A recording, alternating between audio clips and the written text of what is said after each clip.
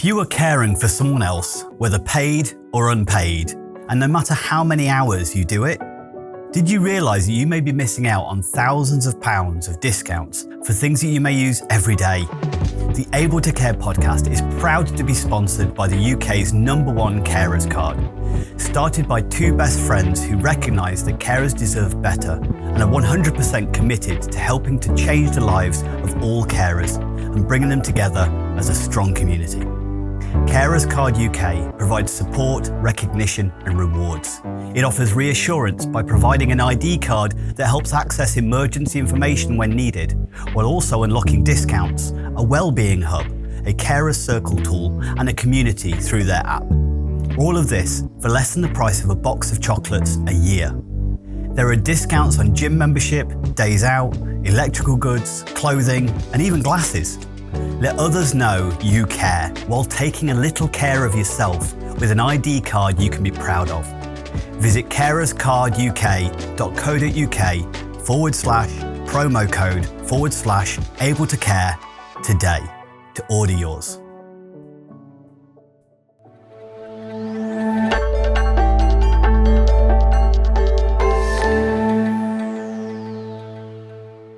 Hello and welcome to another episode of the Able to Care podcast. I am a little bit starstruck on this particular episode because there is somebody that I've known about him from a very young age, which I hope doesn't make her feel in any way mature, we'll use the word. But it is somebody that I've admired for a very long time. Since I was in a group at school in the PE club, which was under her name. So I would like to welcome Fatima Whitbread, who is a celebrated British former javelin thrower and Olympic medalist. She is renowned not only for her extraordinary achievements in athletics, including setting a world record and winning an Olympic silver medal, but also for her resilience and tenacity in overcoming significant personal challenges. Raised in the care system, Fatima's early life was marked by hardship, yet she emerged as a symbol of strength and perseverance.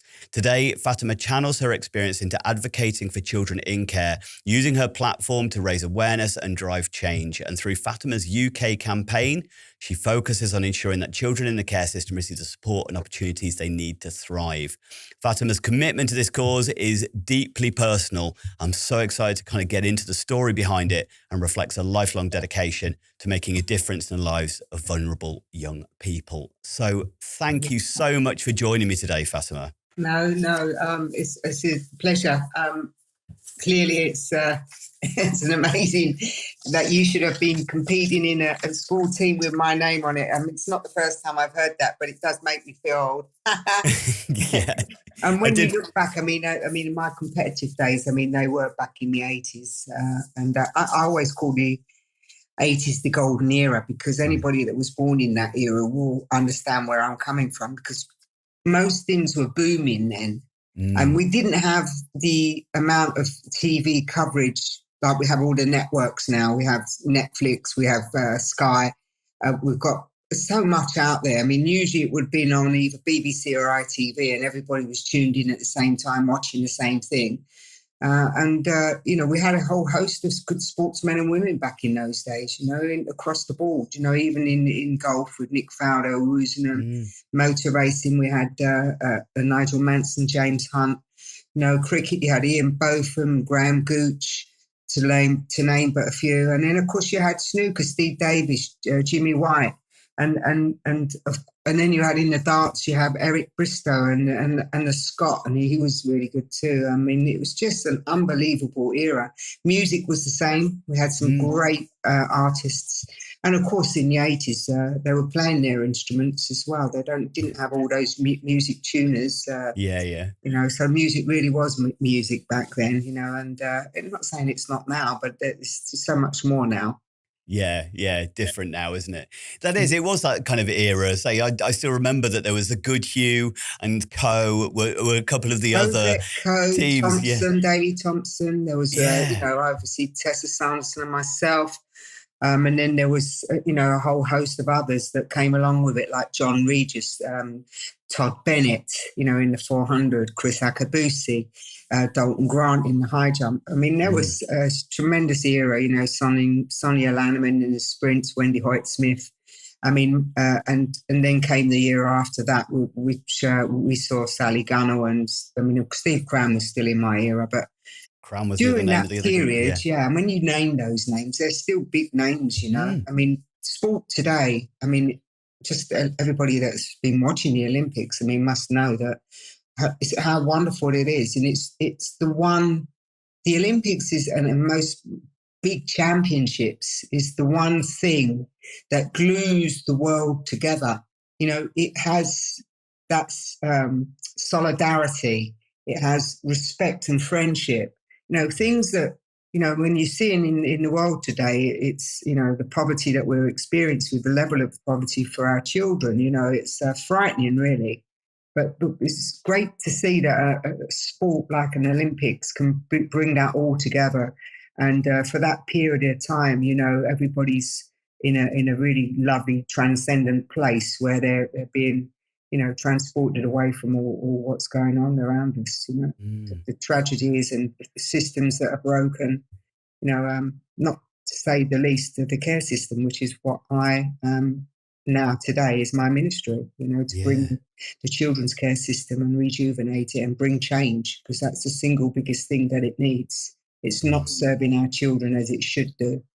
You know, and children and young people, they're our future. As I've always said, who and what they become will decide what society ends up. So it's all about early intervention, early care, you know, early years, throughout their care years in the children's care system, and coming out and beyond. So yeah, young adulthood as well, to make sure that they don't fall off the edge of the cliff or fall off the radar. And I always say the one most important thing is, what would you rather, a fence at the top of the cliff or an ambulance at the bottom?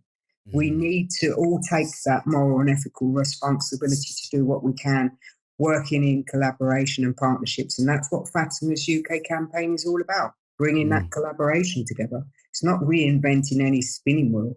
And it's actually about stopping people or trying to, because fundamentally there is good stuff out there, but they all work in silos in different areas. Yeah. Nobody actually gets together. There's nothing there cohesively to bring that together, that collaboration. And that's what Fatima's UK campaign is all about, to improve, to bring it together in partnerships and collaborations, bring in companies from outside, and also to improve our young people's life outcomes, help them build a proper foundation so that when they do go into independent care, they can actually live an independent life, rather than being told you're independent living, which is two different things. You know, Which is impossible, because 33% of them, it's living proof, end up homeless. And that's a tragedy, really, when you think. And I'll give you a few statistics. I mean, there's 110,000 children that live in the care system. There's a shortage of about 10,000 foster carers. And we've got 4.2 million people are living in poverty as we speak, and 800,000 families living on the food banks. And when you think we're the fifth biggest economy in the world, I mean, we've all got to address the issue and ask the big question: why is that? What can we do to make this change? How can we do this? And it's all about looking to the CEO of yourself in your own area, in the remit that you work as well, to see whether or not you can regulate and work and succeed in bringing together that change to help him make that difference to these young people's lives. You know, we've all got that responsibility to do that.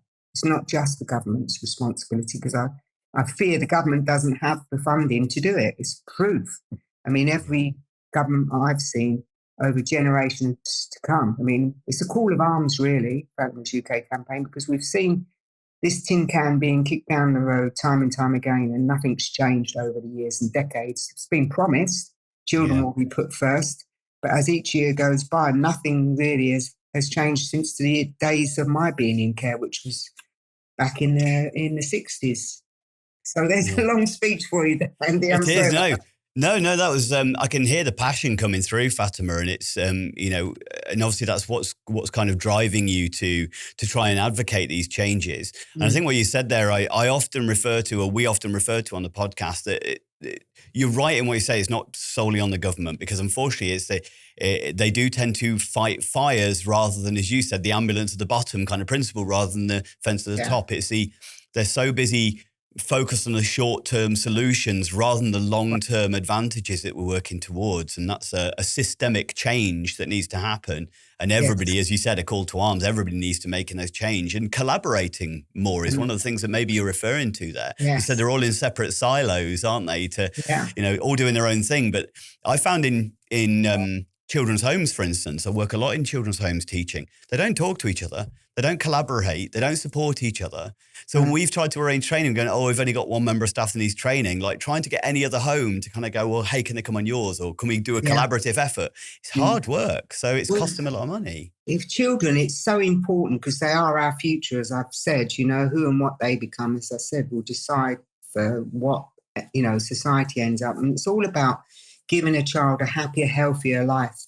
Giving them the love and security that they need. Every child deserves that right to a good childhood.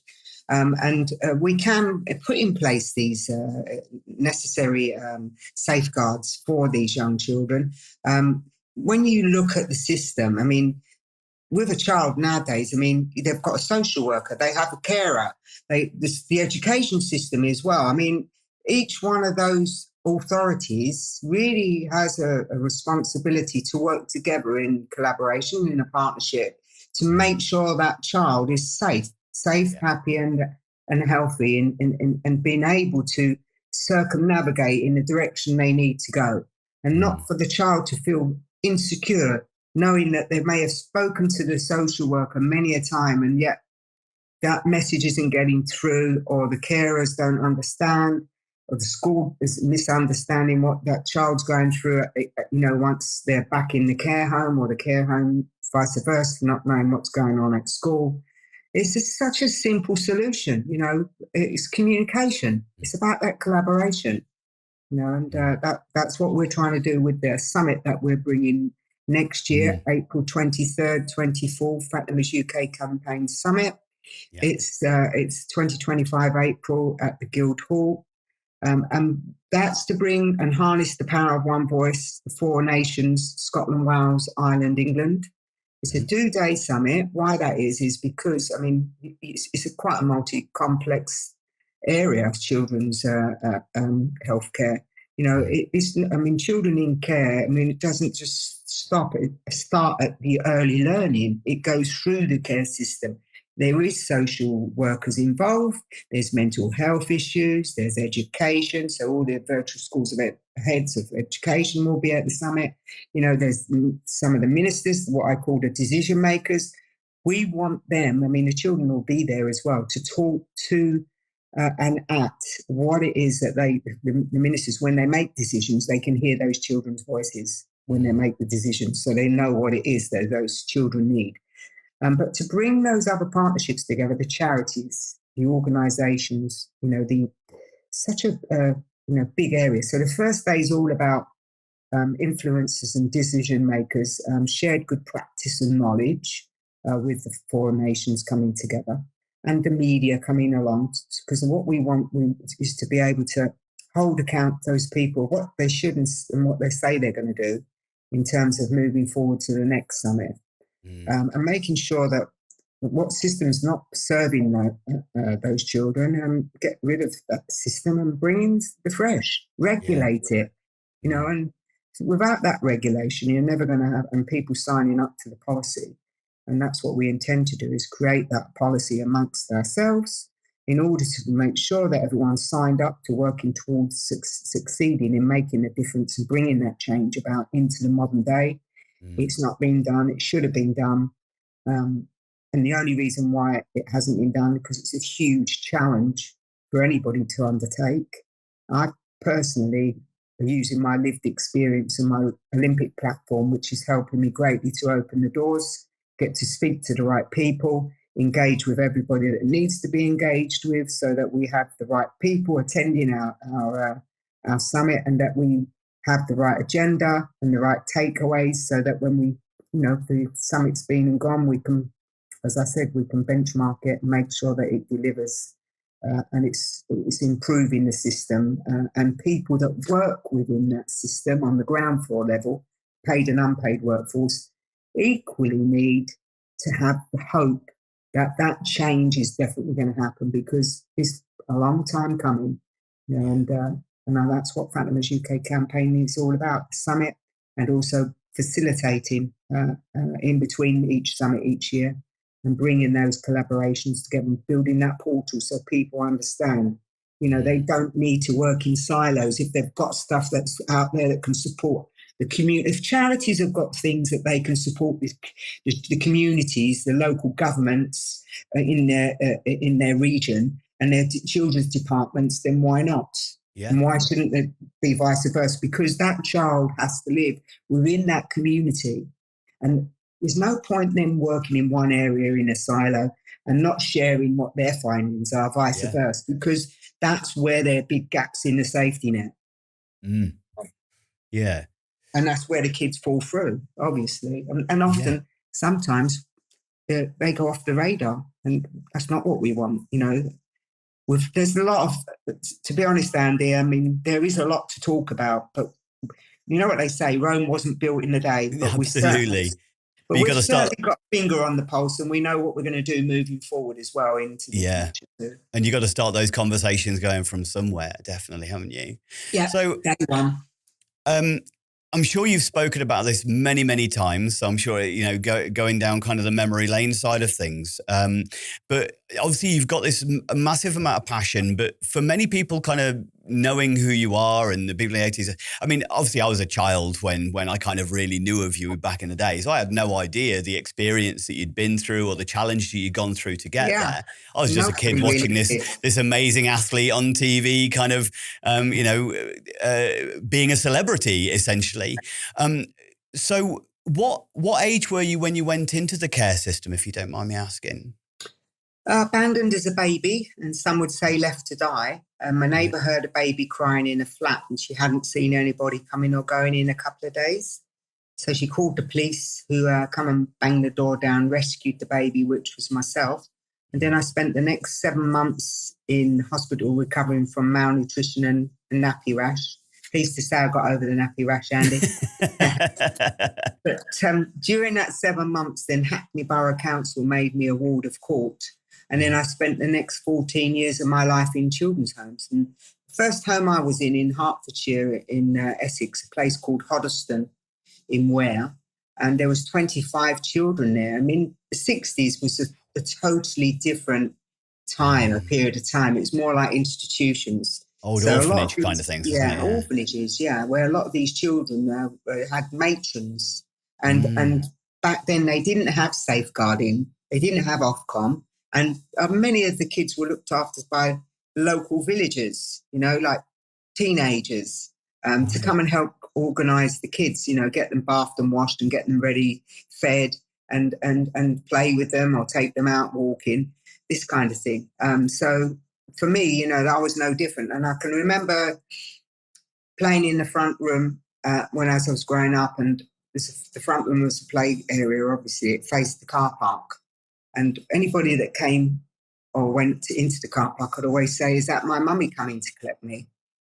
And it's really tough for a lot of kids in the care system, because not then, I mean, obviously children were seen and not heard back in the 60s. I mean, it's not as bad now. You have residentials, which are 4 children in a home, and you have more one-on-one. And I think they really do work hard, in the care system to try and make that experience a pleasant one. But each child's different. I can't say that all of it is pleasant. Some of it's, not properly functioning, but nevertheless, for us, it was definitely, nothing was ever explained to us. Most of the kids got stuck in their head, imprisoned in their head. And they found it very hard to process stuff. For me, at 5 years old, I can remember the house matron calling to me, "Fatima, be downstairs in the foyer at 9 o'clock tomorrow morning, because your mother's coming to collect you with your childcare officer and move into a new children's home where your half brother and sister will be." And I thought, what's she talking about? Because never had any indication at all with any birthday cards or any visits. to indicate there was somebody out there.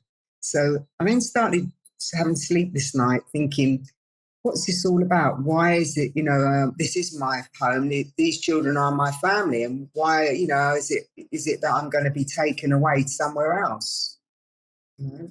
So, yeah, it was a very difficult one. And most children that arrive in the care system are there through no fault of their own. So basically, they suffer with trauma and triggers. They have, a lot of mental health issues. 27% of them by the time they're 14 have mental health issues. And they have abandonment and neglect. I mean, I was one of them also that had the care system felt it was right that I should go and visit the biological mother. But unfortunately, I didn't have very good experiences. I was sexually abused, by the mother's lover at knife point. I can remember all sorts of physical and mental abuse. And what a lot of our children, obviously, I mean, they've got to learn to live with that. And that doesn't help them when they go to school trying to study. It affects their academic studies as well. So unlike their peers, most of these kids really have to work hard, exceptionally hard to try and achieve, academic success. So, yeah, there's many reasons why we need to try to improve the care system sector and give those young people more aspirational hopes that there's, programs out there which they can involve themselves with, keeping them out of harm's way, finding good role models, people that are going to help guide them in the right direction, and stop those of them that get targeted and groomed, and some of our young girls sexually abused because they're very vulnerable. So Fatima's UK campaign do programs called The Power of Sport, The Power of Arts and The Power of Technology. And most of these kids can get on these programs and skill themselves up also and come out with jobs at the end of them. That goes without saying. We have worked with the England Football League Trust with 72 boroughs up and down the country, the West Ham safeguarding all the London boroughs, and of course Arsenal are now coming aboard, which is lovely, and the school and dance as well, which is, not all children like sport. Some of them do like dancing and music and singing. So, this is an opportunity for them to express themselves and find their purpose, which is all embracing for them. I think there was something, first off, thank you so much for kind of sharing your story. And I'm sure you've shared that many times, but it's still always impactful. And I'm sure whether it still holds pain or not, but it's appreciated. I think one of the things that you kind of mentioned there is, and it's important for people to kind of maybe recognize that for children, they don't know that the people who are doing it to them were bad. And sometimes it's kind of put on that that's not the way children think. And it's not a case you can just kind of get over it and go, it wasn't your fault. You often hear that kind of go, recognize it wasn't your fault. But you don't just suddenly believe that because somebody tells you.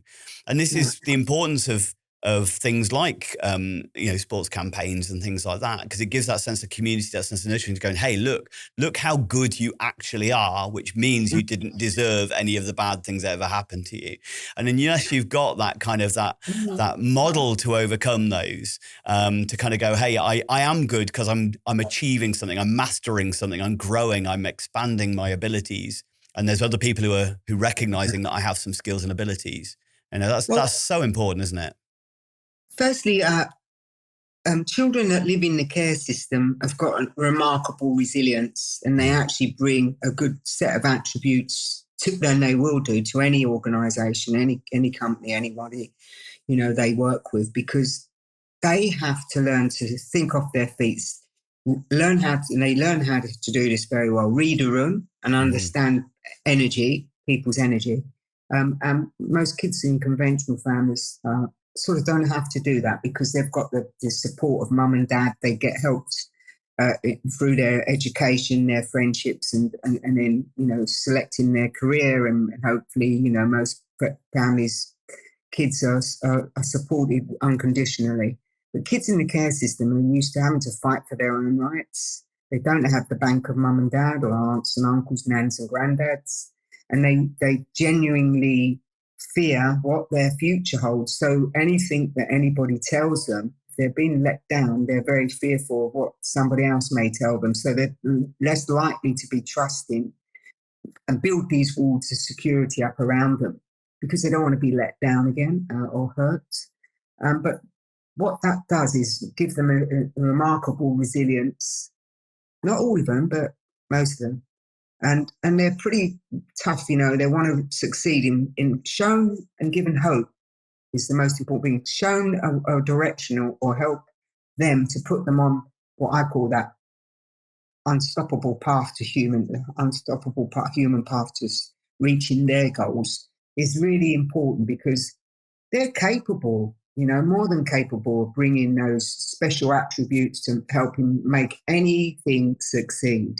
With a little bit of skill, the people that are skilled up to learn about trauma, because these kids, have that and triggers. Once people understand that, it's not difficult, Andy. We all suffer from trauma. It doesn't necessarily mean just children in the care system. Welcome to being a human being. That's life.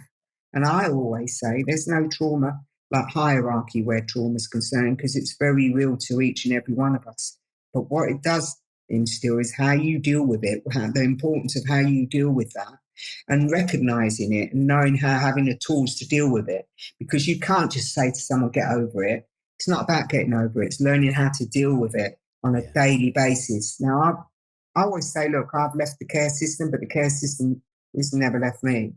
So on a daily basis, I still do what I call my healing work.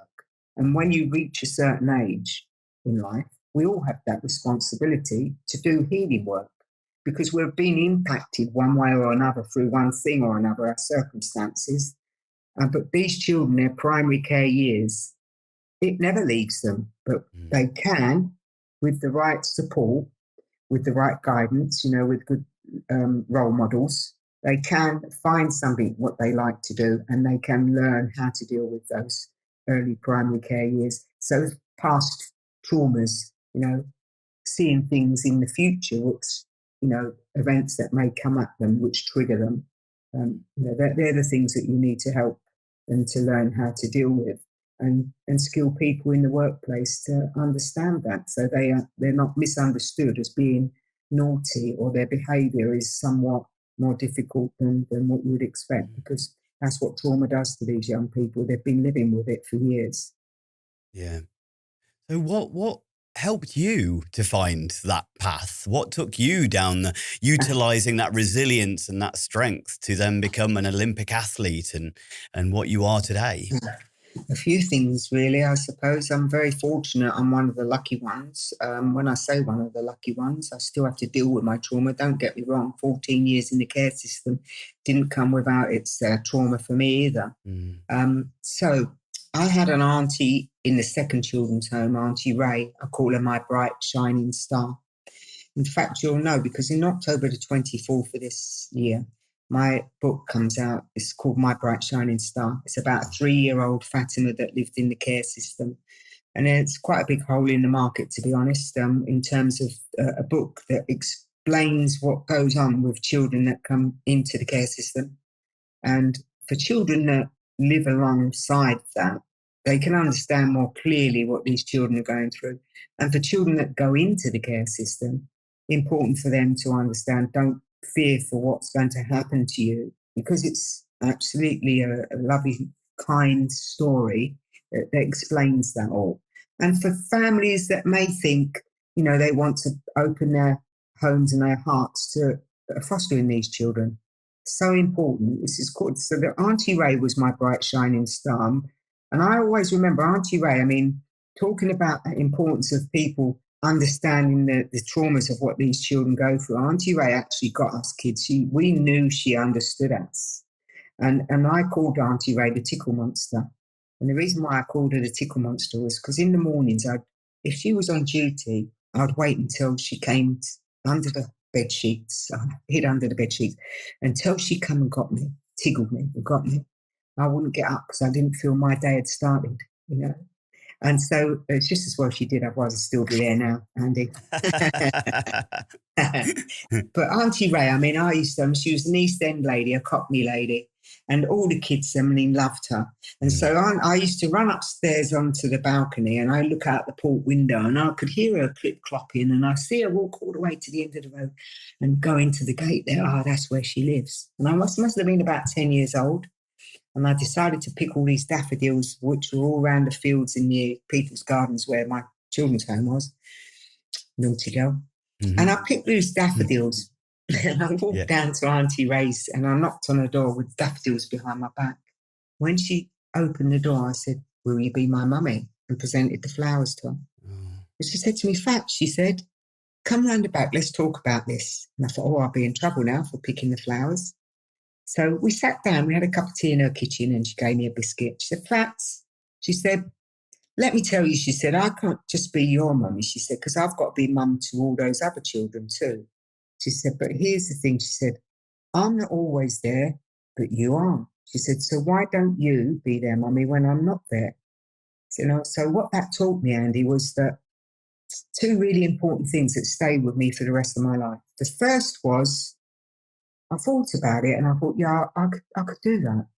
And I used to be their mum when Auntie Ray went out. So I'd call out any injustice, which made me a bit unpopular, but nevertheless. I'd look after them. I'd play with them. We played trampoline on the beds, pillow fights. We draw matchstick men on the steamed up windows, all the silly things that kids do. And I gave them the love and cuddles. And in giving them that support, they gave it back to me.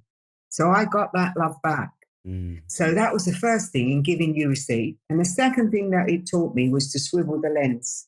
So I wasn't feeling imprisoned in my own head and being victim of my own circumstances, because most of the kids were in that circumstance, not knowing where mummy is and mummy and daddy, and crying every night, rocking yourself to sleep, having bad dreams, wetting the beds, all these kinds of things that relate to young children growing up in trauma.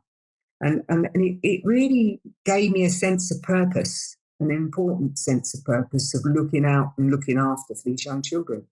And that's, again, I never grew up feeling victimized because of that reason. I was a protector. I was the mum figure.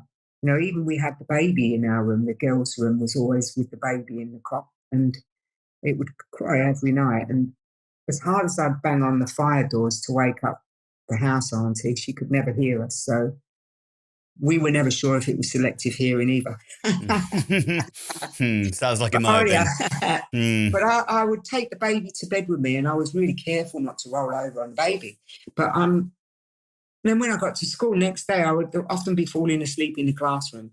But that was more important to me, looking after the baby and looking after the kids. It gave me that sense of purpose. And I've always been somebody that believes in calling out any injustice, because indirectly you're doing a disservice to those that, if you don't, for future, people that come along. For me, it's all about living and self-growth, understanding your circumstances and how best you can deal with it. And what your limitations are, and unless you try something, as I've always said, you'll never know. And the whole point is, the first step is where you normally start, and that's part of what life's all about. And if you don't really want, one of the things I always say, people don't like doing stuff through failure or criticism. So the only way you're going to avoid that is do nothing, say nothing, and be nothing. And that just isn't the way we are in society today.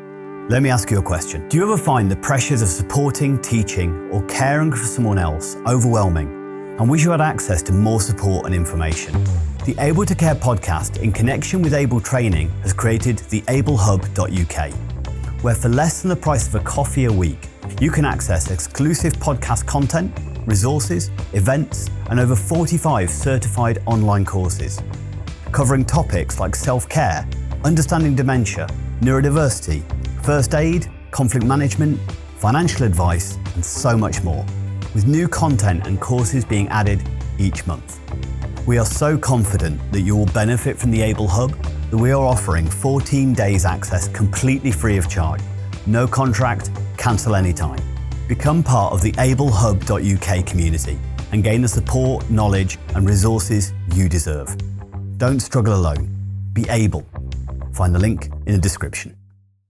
I read somewhere, so obviously I mean, it sounds like an amazing thing as far as those two insights you just gave there that you got from that particular staff member, I suppose. But it doesn't sound like you ever saw her as a staff member. Yeah. I never thought of that. We always called her as auntie, but she was a 42-hour lady. She ended up a 72-hour lady. We had a few of them, but they're far and few between. But the impact they can have on children's lives in care, so important. So when they do take these jobs, to realise, that you do have an impact on children's lives. Yeah. There was two bits in the stories there that I thought it's important for people to be aware of. One of the things that, like the tickle monster thing that you mentioned at the beginning there, right? Yeah. Straight away, I know that if you put that into a context of current and modern situations, that would be potentially flagged as a safeguarding issue. And I think that's something that I find as a shame at times. Andy. I always get annoyed about this situation. The one thing that kids need is to be held, emotionally, get a hug and a kiss. Yeah. That speaks a million, words to that's the very thing our children need. Now, if these people in the care system have been vetted and they're there for the right reasons, obviously, and the care system are happy for them to do and work with children, why wouldn't they allow, if a child falls over or wakes up, is traumatized or crying for mummy, why wouldn't you allow them to have a hug and send them on their way, happily? I agree with you. It's what we all want, isn't it? Love. Yeah. Love is the biggest single thing that can change everything in your life, So important. It's a big risk aversity, isn't it, as far as the fear of. And I do try and get over that you have to weigh up the benefits as well as the risks. And the benefits of like giving a child a hug when they're hurt and putting your arm around them. And, schools should never have a no-touch policy in the school. Because if a kid does need some support, does need some tactile comfort, and especially when we're building attachments with kids, they might need some regressed attachment building activities. Like they may be maybe 15, but they may still need a hug. You just got to make sure you got consent and they feel uncomfortable. They feel comfortable with it, but otherwise, that's okay. Yeah, exactly. You said it. You got to make sure that is the right moment in time when you do that. I mean, it's all about supporting that child. Their emotional needs and them feeling seen, heard, and valued in that way. Understood that there's somebody there in a senior, responsible position that understands their circumstance, and if they need to have somebody just to put their arm around their shoulder and go, come on, I understand. And, it's all powerful, it can make that big difference of what goes on in the rest of the day of that child's life, Well, that leads on to the kind of the second point there, that obviously you were having to kind of look after the babies in the room and things like that, and then falling asleep at school. And I think that kind of refers back to something you mentioned earlier, the importance of kind of trauma informed and encouraging like teachers to be better detectives than judges. If a kid's falling asleep in class, it isn't just a naughty kid. It's a case of what's going on, what's going on. Dig a bit absolutely. deeper, drill a bit further down, and you'll find what the reasons are. And that's the basic problem. What another thing that we've found, and I found one of the areas that we'll be addressing, is that's when the social workers, the carers, and the education system should be working as a team to understand the missing gaps. What's going on at home? What's going on in their life? Where are they emotionally balanced? What's impacting them? What the difficulties is at school, maybe that's affecting something with them as well. Most kids can isolate themselves when they've got trauma, and they get misunderstood as not really cooperating, or because they can't express their emotion or what's going on in their life, or they feel ashamed to say whatever it is. It's all about, again, it's about collaboration. It's about working together to find out how you can best ease that child's pain and concerns, and it's trust. It's building that trust, that platform where a child feels they can talk freely and openly without being judged, or if anything's going to happen to them. And that brings me back to the point about communities as well, how important it is when people work, and this is damaging, when people work in silos and they got information and they don't share it, if they've got a child they work with in a charity and they don't share it with the local community children's care system, that child still goes back into community and still works and goes to school in the community. They should really be looked out for, and that safety net should be completely all round them, not just in one area. We have a moral and ethical responsibility to make sure that collaboration and that team is in place, not just in one area. I'd like to go a little bit further on your journey, if that's okay, because you talked about that influence that kind of opened your eyes as far as your auntie. What was Auntie Ray? Auntie Ray, yeah, that's my bright shining star. Yeah, your bright shining star. But obviously, I read a story. I don't know whether this is true, that there was you read a myth sometime about Atalanta, about a monster that was killed with the javelin, and that kind of was a bit of an inspiration for you. So, but how did you move from? So you said in 14 years. What happened at the end of those 14 years? Then was that? Well, no, yeah. I mean, it wasn't just the 14 years. I was constantly being told as I was growing up. Care leavers' age now is 18. Yeah. And when we talk about care leavers going independent living at 18. That's horrific in a way, because most conventional families' children don't leave home now until they're 26, 30. To get a foot on the ladder, even with the bank of mum and dad to help them, it's virtually impossible for our young care leavers. And as I said to you, the government kind of say, right, at 18, you've got to go independent living. Here's £3,000 and you can have a point of contact to be talked to only twice a year. I mean, what is that? Wrong. They don't have anyone else, like I said, mum and dad's, nans, grands, aunts and uncles. But back in my day, it was 16. So I was constantly being told by the house parents, who obviously revelled in telling me, because I called them out for smacking the kids or doing something they shouldn't have been doing. And I would be told, oh, you'll be going up to the ball schools in London soon. We'll be pleased to get rid of you. And every day I heard the same thing, you'll amount to nothing. Because back then it was all about, in the 60s and 70s, prostitution and marijuana. And it was always like, oh, you'll end up a junkie or a prostitute on the street. And I thought, really? How can that be? Surely not. And I was like thinking, what can I do? And I started from the age of 10, 11, thinking, what can I do? What can I do? Every year I saw the clock ticking, And I remember at the age of 11, I was watching the Olympics and Mary Peters at the Munich Olympics won the heptathlon. And Mary, it was great, because it made me realise, actually, that's it. I thought sport was my saviour. I loved sport at school. It kept me out of trouble. Earned my respect from my peers. The teachers stopped throwing the chalk at me in the class lessons. And I suddenly thought, this is something I can be good at. And I was good at it. I was usually in all the teams and the captain of all the teams.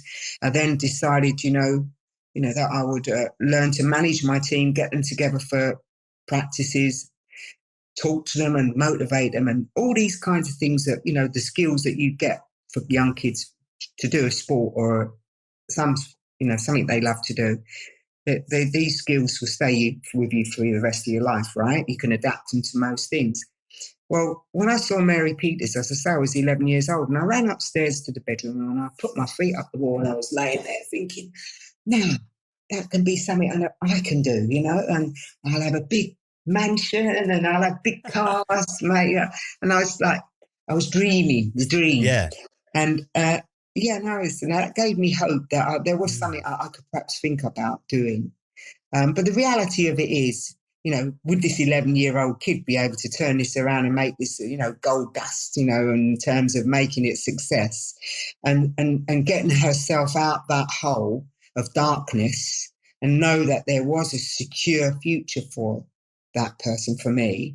And it's the same for any kid, that's all they want. That's all we ever want. Every person wants to be able to have something they can do independently and succeed at doing, and know that their future's, secure.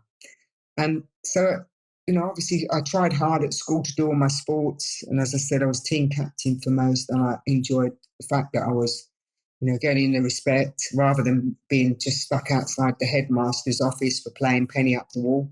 And that was quite funny because playing penny up the wall was really driven from, as kids in the care home, you had free school meals, and I didn't want to line up in the free school meals because all the kids got bullied mercifully, and I didn't like it, so I used to beat up the bullies. Right. And I used to say, I'm not standing in no free school meals. It's like a big advertising board here. Look at us. We're the ones that are freebie meals because we, whatever the case may be, we're the waifs and strays or whatever life brings. But I can remember going around the back of the bike shed, playing penny up the wall. And for those that don't know what that means is you line up in a line and you toss the coin up to the closest to the wall, scoops it all. Right, okay. Yeah. So there's 6 of you in a line and you throw up close to the wall. If you've got it to stand up right, great. If you've got it close to the wall, even better, whatever. And I'd find I'd end up earning my dinner money, and my friend Alma, who lives in the home around the corner, if I was lucky enough, I could earn enough for her too. But if we didn't have enough, I would usually go to the local corner chippy shop and I'd tell the old girl, you got any old scraps? And she'd say, yeah, all right. And she knew us kids from the homes, right? She used to throw these chips in, and then I'd say, you've got a pickle onion. I'd look at her and she'd say, go on, cheeky. She'd give me a pickle onion. But how I got that penny was because I was often outside the headmaster's office. Yeah. And it wouldn't happen today, Andy. He used to say to me when the bell went, right, go over to the corner shop, go and get me 20 Embassy non-tip cigarettes, he said. And when I come back, he'd give me the penny change. And that's what I used to do with the penny change. Like, you could call it entrepreneurial, really, couldn't you? Yeah, 100%. Yeah, This day and age, you'd call that.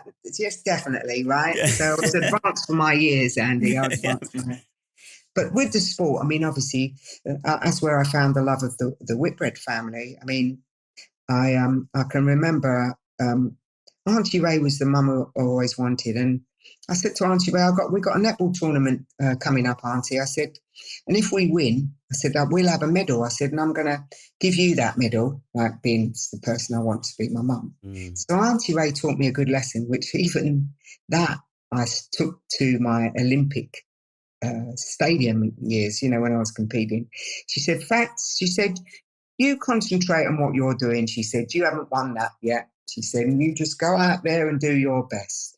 That's all you can do. Nice. And what will be, will be. Yeah. And I always remember that because when I went out in the stadium, when I was competing at the Olympics, I used to think, now don't even look at what medals are out there. Just concentrate on what you're doing. Because if someone throws a big performance, you're thinking, I'm not going to get that gold medal. I'm not going to get a bronze medal. I'm not going to get a medal at all. That's the wrong place to be, headset-wise. The idea really is to just focus on the job in hand. During this netball match, it was quite a tough one because it was a league match for the final. And it was going 11-11, 12-11, 12-all. And I was getting louder and louder at my team, trying to motivate them. So the whistle went and the umpire said, young lady, keep that noise down, otherwise you'll be off. So I kind of like, who's that like? Because most kids in the care system are quite feisty, I suppose. They're used to standing up for themselves because they've only got themselves to stand up for in a way. And so then the match was going 12-all, 13-12, 13-all. And don't get me wrong, back then, nowadays they'd call us motivators, but back then they called us a pain in the arse, right? Making so much noise. So the whistle went again and it was like, I've told you once, if I've got to tell you again, you'll be off. Right. And as I turned my back, I started to mutter, and their team captain said, Fats, don't say it. Don't say anymore. She'll send you off. She's very strict. Oh, okay, I thought. Anyway, we won. Yeah. Auntie Ray got a medal. Yeah. Yeah. And then it was like the end of the netball season, the start of the athletic season. And I said to my friend Alma around the corner, who was in the children's home, Alma, I said, we both like doing sport. It's the athletic season. Why don't we try and get to the local athletic club and see what we can do? So we walked about 5 miles to get to our local athletic track. Probably had the bus money, but spent it on silly things like sweets or Woodbine cigarettes. Things that kids used to do, Yeah. And then I got to the track gates and Alma saw the sprinters and she loved that. So off she went. And I saw this tall, good-looking blonde fella throwing what looked like a spear. And I thought, oh, he's nice. I'll go over there. So I walked over to the track, and at the side there was a javelin, and I went to pick it up, and he said, you're not allowed to do that. So I kind of looked, and the shot put coach behind said, no, young lady, you'll have to wait in the stand for the javelin coach to come. So I said, well, where's this javelin coach then? Come on, he said, let's go and wait in the stand. Yeah. So I sat in the stand, and I was sort of toe tapping, and all of a sudden Jack said, here comes the coach now. And this Mini pulled up in the car park. And as this figure started walking across the infield, I went, oh, it's that same woman on the netball court. Oh, no, what are the chances? No. Yeah. Yeah. So I thought, oh, no, like that. So Jack said, when she got over to the stand, oh, Mrs. Whitbread, he said, I've got this young lady. I know who she is. I know who you are. She said, you're Fatima. She said, well, let me tell you, young lady, any of that cheek you showed on the netball court, there'll be no throwing any javelins here. So I kind of like cut my hands together, and I said, I promise I'll behave. And yeah, I mean, as a few weeks went by, she started saying to me, you've got a bit of talent. Why don't you ask mum and dad to come up? She said, and we can talk about getting you some javelin boots and a javelin, get you into a competition program. So I just sort of nodded my head. And as the weeks went by, she said, Jack, she said, has Fatima got a hearing problem? No, why is that? Well, every time I ask her about mum and dad, she just nods her head. Oh, he said, don't you know, she's from the children's homes. So with that, the following week, Mrs. Whitbread came up. She had a pair of boots and a javelin. She said, I've had a young girl that's retired. She said, these boots are probably too big for you. She said, 2 sizes. She stuffed them with paper. She said, but you can have them. So I thought, oh, wow, you know, because kids in the homes rarely got given anything. Yeah. Most things were communal, so you couldn't get attached to anything. Yeah. And I said to Alma, look, today we're not walking. I said, I want to get back early, I said, to show Ingrid, our German student, because in the summer, most of the kids who could go home in care systems, which they do go home, the short stays, or, you know, the long stays that don't have anyone to go home to, they usually stay in care, which was a few of us. And so I said to Alma, let's get on the bus. Now, this is funny because it wouldn't happen today. And I'm standing at the bus stop with my javelin. And the bus driver, the door's open, and he's shaking his head like, no. So I point my javelin out, yes. Then he said, go on, get on the back of the bus, he said, and behave. So when I got back to the children's home, I said, Ingrid, come out in the garden. Let me show how I throw this javelin when I'm up the track. So Ingrid, the German students that look after us in the summer, Ingrid came out into the garden. So I took a couple of throws to get it to the end of the garden. It went in the vegetable patch. So I discarded this potato off the end of it, and I stepped forward and I said, Ingrid, now move out the way. I'm going to get it a really big throw this time. Of course I didn't. It went smash through the French windows. So Ingrid's standing there with her head in her hands. And I said to her, don't worry. She said, you'll be in trouble. I said, I'm always in trouble. What's new, you know? Calling out anything for the kids. I said, I can take it. So I said, I'll tell you what, let's stick it together with some sellotape. Oh, don't be silly, they'll still know. I said, yeah, but still try. So we stuck it all with sellotape. No. I got a month's ban, which meant that no after-school activities and no going to see Auntie Ray when Auntie Ray was off duty. I used to pop in and have a cup of tea and a biscuit with her. And so, you know, eventually, after a week or two, a message got through to me from the other team's captain. Mrs. Whitbread thinks you're bunked off with the javelin and the boots and you've sold them and you're not interested. And I thought, oh, I can't have that.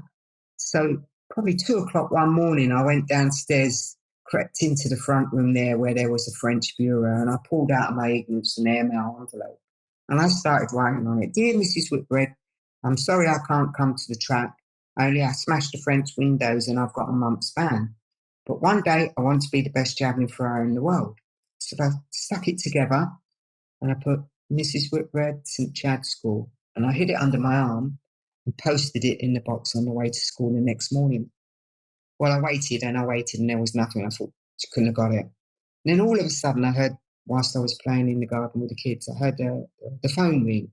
So I was sort of pressing my ear against the glass window. And I heard the house auntie saying, no, she can't come. She's been naughty. She smashed the windows. Uncle won't let her go. Blah, blah, blah. Well, Mrs. Whitbread must have been quite persistent because within a week, I was back at the track throwing again. And then she he said to me, would you like to come and visit the family, have tea with us one night? And I said, yeah, that would be nice. And of course, yeah, it was good. I enjoyed playing with the two boys, Greg, who was 4, and Kirk, who was 2. And I saw Mr. Whitbread, very nice guy. And I thought, this is nice, family. So then Mrs. Whitbread then said to me, would you like to come in the summer season and stay a few weeks? And I thought, I don't know about that, because my responsibility as being a mum to the kids was really important to me, and also meant that I wouldn't see my Auntie Ray. But Auntie Ray said to me, Fats, look, you've always wanted to know what it's like to live with a family. She said, you go and enjoy yourself. Go and have a look, see what it's like. So, of course, I did. And I had 2 weeks with them, and I got on well. I mean, like all families, they had ups and downs, which is, a good thing to understand, because when you're stuck in children's homes, you tend to glamorize things a lot with what children have in their own homes. So it was good to learn, what family life was about. And toward the end, before I went back to the children's home, Greg, the 4-year-old, said, Mum, he said, do we have to take Fatima back to the shop? So Mrs. Whitbread says, we sort of all laughed. And then she drove me back to the children's home. And then on the way back, she said, we've been thinking we want to know whether you would like to come and live with us and be a Whitbread. So I kind of thought, are you for real? And I didn't dare want to believe it, because I didn't want to be excited about something that potentially wasn't going to really happen. And equally, I was concerned, because that would mean leaving my Auntie Ray and also the children that I look after. So when I got back to the children's home, the house auntie, who famously liked to bully us all, didn't really talk to them very nicely, which she just never spoke to the kids that well, started saying, what are you going to tell Auntie Ray then? Well, I knew Auntie Ray was coming on duty, and I can't tell Auntie Ray that I'm leaving. I didn't know what to say, If the floor could have opened, I would have happily been swallowed up. And I could hear Auntie Ray coming through the back door. Oh, no. And when Auntie Ray opened the door, Mrs. Whitbread said, not Mrs. Whitbread, the house auntie said, oh, well, tell Auntie Ray then. Tell Auntie Ray what you're going to do. You're going to be leaving us, aren't you? You're leaving us. So I sort of pushed myself in the corner of the kitchen. And Auntie Ray turned to me, as true as Auntie Ray would. And she said, oh, Fat. She said, come here. And she gave me a big hug. She said, are you going to live with the Whitbreads? She said, I couldn't be happier for you. She said, I can't give you that. She said, but they can, and you'll do really well with them. And that gave me sort of permission to embrace it. And yeah, my life changed forever. And, hence the reason why my ministry today is all about bringing change and rejuvenating the care system to a system that's broken and not serving our kids. Yeah. And to helping our young children to improve their life chances. So the book, Fatima's My Bright Shining Star, comes out October the 24th. You can get it at Waterstones. It's going to be in Sainsbury's. You can pre-order it as well. It's a fantastic book to inspire young mums to think about opening their heart and their homes to these kids, fostering. Yeah. It's about children to be understood about what these kids go through, and also for those kids that live in the care system. There's currently nothing out there like it. It's all to help to raise awareness for our children in the care system. You don't make huge money on books unless you're J.K. Rowling, that is. But it's there to, any funds that come in will go to the Children Fatima's UK campaign to help get these kids in projects, to skill them up, and let's hope they can reach and fulfill their full potential. So that's really what it's all about. So if you're listening, go and get that book. It's going to be out 24th of October. It's a lovely little buy for children for Christmas, or a gift for somebody. All schools, libraries should have them. All the local authorities should engage in buying them as well for the children's departments, because it's key, for our young people to feel safe about what's going to happen to them, in terms of, the system and how it works, finding a home for these young people. Thank you so much. That was genuinely a wonderful, moving story. It really was. And I think there's a wonderful underpinning there. Maybe kind of almost epitomizes your life a little bit. That those people who saw some potential with you, saw past the difficult, the mouthy kid, That's you right. know, whether it be around the sport or whether it be around that nurturing nature that you obviously had towards the other kids. Those two little bits of just seeing the potential you had as a person that then Yeah, overruled all the prejudice, all the kind of the stigma, all the stuff that many yeah, care leavers and care experienced children have, you know, epitomizes the successes that then you've had as a result of that. The potential was always there. It just required somebody to actually yeah. see it, to kind of allow it and nurture it. So I think There's a that's lot of meaning, isn't it? Yeah, there's a lot of misconceptions, Andy, where these children in the care system are concerned. And there's a couple of things that I would like us to improve, and that is to understand and skill up people's knowledge on mental health, the Mm, yeah. trauma, and also to support social workers more, because I think they get the rough end of the stick a lot of the time. Mm, It is a multifaceted job. Not all, I mean, we've got good and bad and everything. It's not just the care system. yeah. And social workers is likewise, and foster carers likewise. Some people don't realise the enormous challenge a job can become, Mm, which is understandable, but don't carry on a job just for the money. You've got to have a passion and a drive. And if you have that, it doesn't feel like a job, and you're more likely to get a better result for your kids, for the young mm, people. And that's really what it's about, being a good role model and having their emotional needs being met. And yeah. I'd like, to thank you very much for having me, Andy. And if we can, get and make a difference to these young people and bring that change about, then Definitely. that's what we've got to do. So Yeah. We'll try and we'll put a link to the book. Is it available on pre-sale at the yes, moment? It is, yeah. you can pre-order.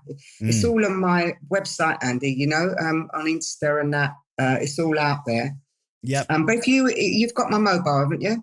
Yes, I have. Yeah. Well, Yeah. why don't Yeah. you message me a WhatsApp message, Andy, and then I'll send you the pre-order, and then you can use that if you want Yeah, to perfect. Yeah, put we'll it on make sure we your link it in the website. description. Yeah, Yeah, we'll make sure we link it in the show notes and things like that, yeah. and You get find it people. on my website too, Perfect. fatmascampaign.com.